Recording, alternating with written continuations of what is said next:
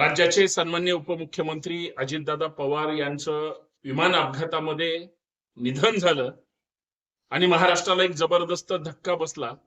दादांचं अचानक जाणं हे महाराष्ट्रासाठी, महाराष्ट्रातील तमाम शिवप्रेमींसाठी, समाजकारण्यांसाठी, राजकारण्यांसाठी फार मोठा आघात आहे। खर तर अजितदादा पवार एक सच्चे शिवप्रेमी सुद्धा होते। छत्रपती शिवाजी महाराजांच्या, छत्रपती संभाजी महाराजांच्या इतिहासाचा ज्या वेळेस प्रश्न आला, लाल महालातील दादोजी कोंडदेवचा प्रश्न असेल, अगोदर 7-8-10 वर्ष आम्ही सतत आंदोलन करत असायचो। दादा पालकमंत्री होते, आठवतंय मला। पत्रकार संघामध्ये कार्यक्रम होता, त्यावेळेस संभाजी ब्रिगेडच्या वतीने आम्ही दादांना नुकतेच मुख्यमंत्री पदाची महाराष्ट्रामध्ये शपथ घेतली होती आणि दादा उपमुख्यमंत्री शपथ घेऊन पुण्यामध्ये आले होते। दादांना त्यावेळेस आम्ही अडवून आमची जी भूमिका आहे, का लाल महालातील दादोजी कोंडदेव पुतळा हटवला गेला पाहिजे यासाठी त्यांना व्यवस्थित माहिती दिली। त्याच्यानंतर सुद्धा 1-2 वर्ष आंदोलन चालू राहिली, परंतु ज्यावेळेस आंदोलनाची तीव्रता पाहिली त्यावेळेस दादांनी स्वतः शिवप्रेमी म्हणून त्या ठिकाणी भूमिका समजून घेतली आणि 27 डिसेंबर 2010 रोजी लाल महालातील दादोजी कोंडदेवचा पुतळा काढला गेला, तो अजितदादा पवारांमुळे।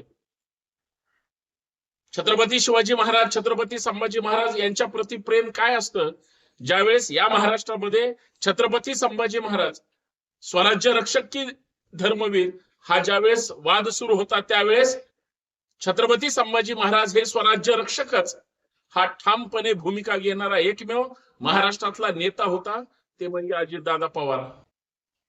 महाराष्ट्रामध्ये राज्यपाल म्हणून भगतसिंह कोश्यारी आले होते, ते RSSच्या मुशीतले होते। छत्रपती शिवाजी महाराजांविषयी त्यांनी बदनामीकारक वक्तव्य केलं। महात्मा ज्योतिराव फुले असतील, सावित्रीबाई फुले असतील, यांच्याविषयी सुद्धा छत्रपती संभाजीनगरमध्ये जाऊन वादग्रस्त वक्तव्य केलं।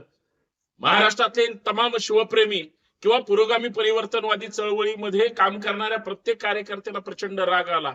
महाराष्ट्रात धुसफूस सुरू झाली होती, परंतु घटनात्मक पदावर बसणारा माणूस राज्यामध्ये काम करत असताना इथल्याच महापुरुषांची बदनामी करतोय, खपून घेतलं जाणार नाही। ज्यावेळेस सर्वपक्षीय, सर्वधर्मीय शिवप्रेमींच्या वतीने आम्ही पुण्यात बैठक घेतली, दादा म्हणाले, मी जरी राजकारणात असलो तर शिवप्रेमी म्हणून मी या आंदोलनात सोबत आहे। पुणे बंद झालं, पुण्यामध्ये आंदोलनं केली, नुसती पुण्यातच मोर्चात दादा सहभागी झाले नाही तर त्यांनी मुंबईमध्ये सुद्धा मोठा मोर्चा काढला होता। कारण छत्रपती शिवाजी महाराज किंवा फुले शाहू आंबेडकर ही महाराष्ट्राची अस्मिता आहे आणि महाराष्ट्राच्या महापुरुषांबद्दल जर वादग्रस्त कोणी बोलत असेल, ते राज्यपाल असले तरी बेहत्तर, आम्ही बदनामी सहन करून घेणार नाही, असा एक रोखठोक नेता, शिवप्रेमी कार्यकर्ता म्हणून मला आज त्यांची आठवण यासाठी येते। कारण ज्या वेळेस कोणीतरी महाराष्ट्राकडे वाईट नजरेनं पाहतो, चुकीच्या नजरेनं पाहतो, त्या वेळेस काही बोटावर मोजणे एवढे राज्यकर्ते हे पक्ष, संघटना किंवा इतर काही गोष्टी अभिनिवेश बाजूला ठेवून ते फक्त सच्चे मावळे म्हणून कार्यकर्त्यांसोबत असतात। त्यापैकी एक नंबरला अजितदादा होते।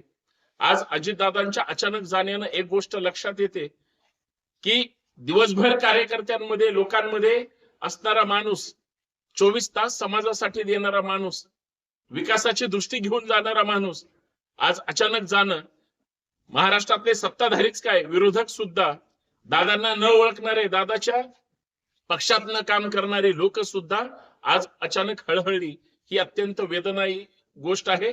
संभाजी ब्रिगेडच्या वतीनं मी राज्याचे सन्माननीय उपमुख्यमंत्री स्मृतिशेष अजितदादा पवार यांना संभाजी ब्रिगेड महाराष्ट्राच्या वतीनं भावपूर्ण शिवांजली व्यक्त करतो, श्रद्धांजली व्यक्त करतो आणि त्यांच्या कुटुंबाला बळ मिळो एवढी सदिच्छा व्यक्त करतो। जय जिजाऊ, जय शिवराय। दादा, तुम्ही तमाम शिवप्रेमी, शंभूप्रेमींच्या सदैव हृदयात राहाल, कारण तुम्ही जे अतुल्य काम केलेलं आहे। आज तुळापूरची छत्रपती संभाजी महाराजांची जी शंभू सृष्टी आहे ही फक्त आणि फक्त दादा तुमच्यामुळे होतीये। त्याचं काम प्रगती पथावर तुमच्यामुळे झालं, त्याला जो काही अपेक्षित निधी होता तुमच्यामुळे मिळाला। इतकं मोठं तुम्ही काम अधुरं सोडून गेलात, याचीच फक्त शिवप्रेमी म्हणून, शंभूप्रेमी म्हणून खंत वाटते. जय शिवराय.